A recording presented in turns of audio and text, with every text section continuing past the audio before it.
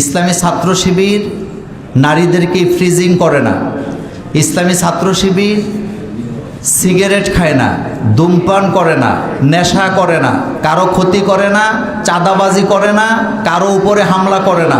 সুতরাং আজকের থেকে বুক ফুলায় আমাকে বলতে হবে, এসো শিবির করি, আমিও করি, তুমিও করো, তোমরাও করো।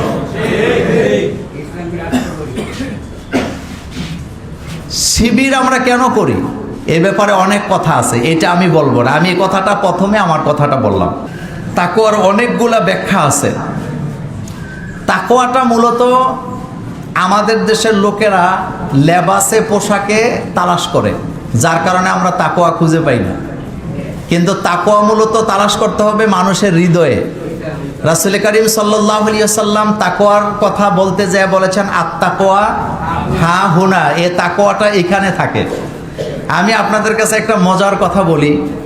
আমরা ধোঁকা খাই মূলত তাকওয়া আমরা তালাশ করি পোশাকে, টুপিতে, পাগড়িতে, জুব্বাতে, লম্বা দাড়িতে, যার কারণে অধিকাংশ সময় আমরা তাকওয়া তালাশ করতে যাই যে ধোঁকা খাই, এতে কোনো সন্দেহ নাই। আমি কুমিল্লা থেকে বাসে করে ঢাকা যাচ্ছিলাম রমজানের মাসে। তা আমি টমসম ব্রিজ অর্থাৎ জাঙ্গালিয়া থেকে বাসে উঠছি। সামনের দিকে বড় বড় 4টা সিট থাকে, আপনারা জানেন। তা আমি একটা সিটে বসছি। গাড়ি যখন আমাদের দাউদকান্দি ব্রিজ পার হয়েছে, তখন র্যাবের লোকেরা গাড়ি আটকাইছে। গাড়ি আটকাইয়া তারা 3 জন লোক গাড়িতে ঢুকছে। ঢুকে পেছনের দিক থেকে একটা লোককে কলারের মধ্যে ধরে টেনে হেঁচড়ে গাড়ি থেকে নামায় নিয়ে যাচ্ছে। কিন্তু যেই লোকটাকে নামিয়ে নিয়ে যাচ্ছে, ঘটনাটা 17 অথবা 18 সালের কথা, কিন্তু যেই লোকটাকে নিয়ে যাচ্ছে এই লোকের টুপিটা সাদা, দাড়ি সাদা, তারপরে চুল সাদা, পাঞ্জাবি সাদা, একটা লুঙ্গি পরে আছে, পায়জামাও না, লুঙ্গিটাও সাদা। তো এইরকমের একটা ফেরেশতা টাইপের লোক কলারে ধরে টেনে হেঁচড়ে নিয়ে যাচ্ছে আমাদের সামনে দিয়া। সবাই তাকায় আছে, কেউ কোনো কথা বলে না। কারণ সময়টা কত সাল বলছিলাম, তো তখন তো বুঝেনি হুজুরদেরকে ধরা সহজ। কেউ কথা বললো না। আমি শুধু একটু দুষ্টামি করে বললাম যে এইরকমের একটা তাকওয়াবান ব্যক্তি, ফেরেশতা টাইপের ব্যক্তি, যার মাথা থেকে পা পর্যন্ত সাদা, দেখলে মনে হয় কোনো বড় আলেম ওলামা হবেন, ওনার অপরাধটাকে ওনার এইভাবে কেন টেনে হেঁচড়ে নিয়ে যাচ্ছে? এ কথাটা আমি জোরে বললাম। আমি যখন বলতেছি তখন অলরেডি তারা এই লোকটাকে নিয়ে নিচে চলে গেছে।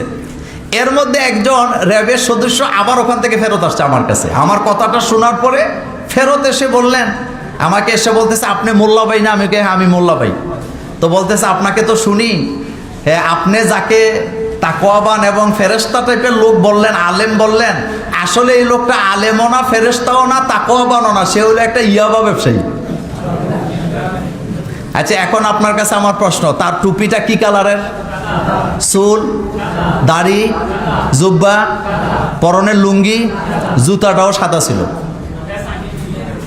আমি নিশ্চিত এখানে যদি এই টাইপের একটা লোক এনে দেওয়া হয়, তাহলে কি হবে? সবাই দাঁড়ায় যাবে যে আল্লাহর ওলি বোধহয় এসে পড়ছে। আমাদের দেশে মূলত এটাই চলে। তাকওয়াটা কোন জায়গায় থাকে? রাসূল বলতেছেন, আত-তাকওয়া হা হুনা, তাকওয়াটা এই জায়গায় থাকে। বিশ্বাস করেন, কলিজার ভিতরে যদি তাকওয়া থাকে, গায়ে যদি পাঞ্জাবি না থাকে, একটা গেঞ্জিও থাকে, আজান দিলে মসজিদে যাবে, মসজিদের সামনে দিয়ে হেঁটে কখনো চলে যাবে না। তাকওয়া যদি কলিজায় থাকে, সে যদি একজন বাংলা শিক্ষিত লোক হয়, সে 5 ওয়াক্ত নামাজ পড়বে, ঘুষ খাবে না, সুদের ব্যবসা করবে না।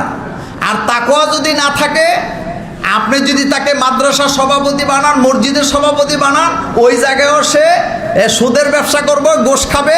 কারণ তার কলিজার ভিতরে কি নাই? তাকওয়া নাই, আল্লাহর ভয় নাই। আর ইসলামী ছাত্র শিবির মানুষের মধ্যে, যুবকদের মধ্যে আল্লাহর ভয় সৃষ্টি করার জন্য কাজ করে।